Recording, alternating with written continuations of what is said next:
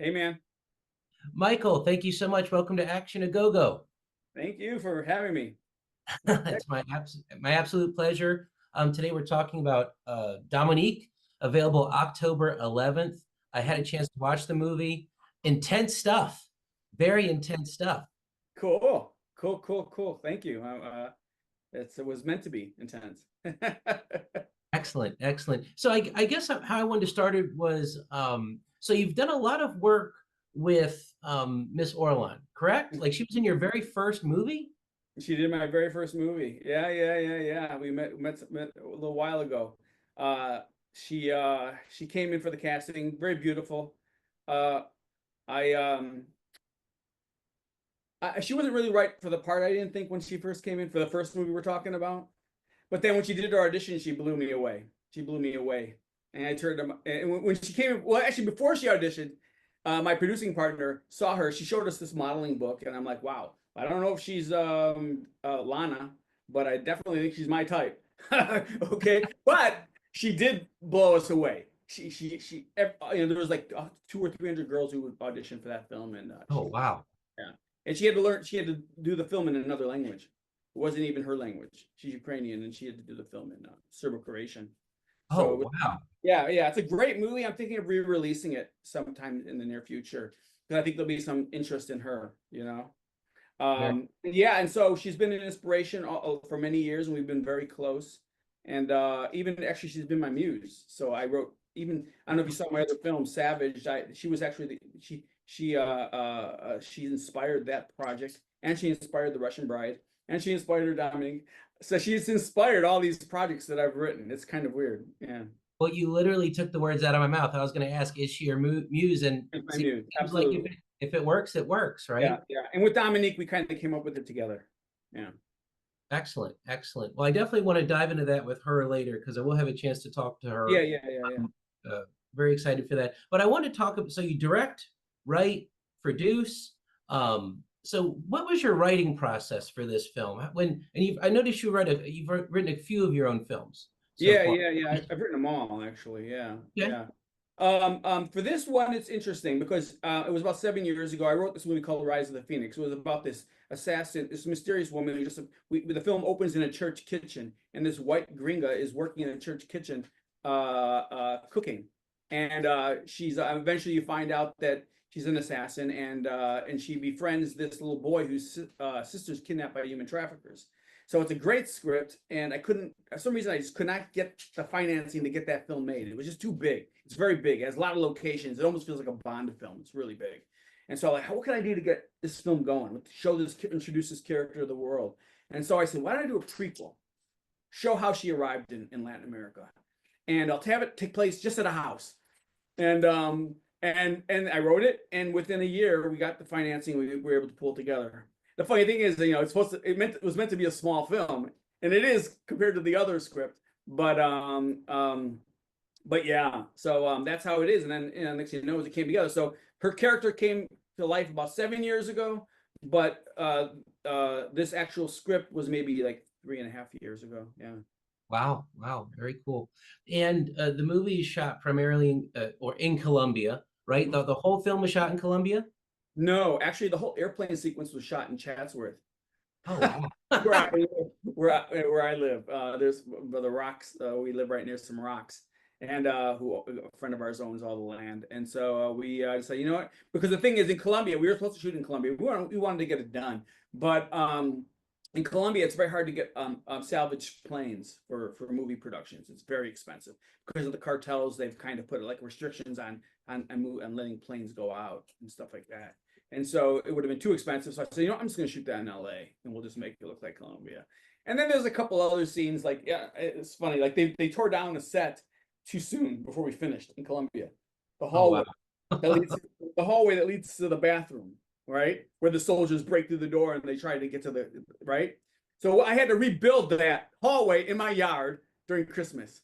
So for 7 days, while everyone's out celebrating the holidays, I'm there building. I did it by myself. Built this set. This is the hallway with the doorway. You don't. So when you're looking into the bathroom, you're in Colombia. When you're looking out of the bathroom into the hallway, you're in LA. And And when the soldiers are in there, you actually can see the kitchen in the background. You see a little bit of the tile floors and the wall of the orange kitchen so literally I had to build that corner of that kitchen. So I had to build that whole hallway in my yard.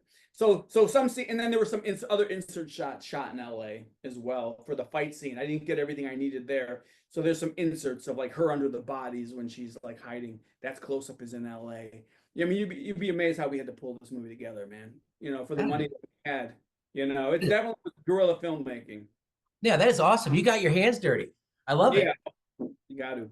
Yeah. So this is a very action-heavy film. Of course, we love that stuff at Action Go Go. How involved are you with those scenes? Like, do you let the stunt coordinators sort of take charge, or are you with them trying to plan it out in terms of the story?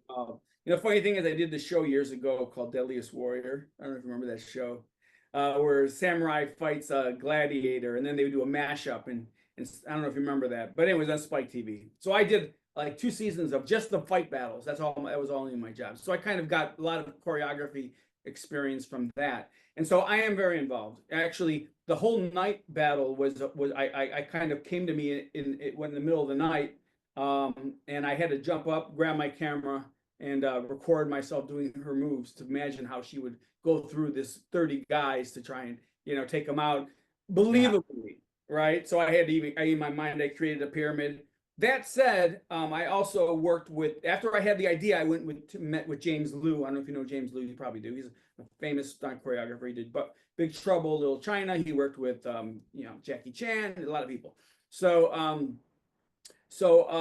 went to him and I told him my vision, and we kind of just made sure it was believable in terms of her movement and her posturing and stuff like that. And then another choreographer, Billy Smith, he did the kitchen fight scene. I just let him handle it. So, but yeah, but I'm usually, but then of course I have my opinions about this and that, and I'll change things on the fly. But I'm definitely very hands-on. I don't have a stunt choreography background, but I mean I have a lot of experience in it. I have ideas. When I was a kid, I used to be into martial arts as well, so that kind of helped. Don't do that anymore. I should, but don't. Yeah, I need to get into it. Help me lose these LBs, sort of thing. Yeah. But what was your specialty when you were doing martial arts? I was karate back then. Yeah. Okay, cool. Yeah. I had Oksana watch Bruce Lee films a little bit so she can get a sense of power, of what it means, like because it's all about posturing, man. It's how you look when you finish the move.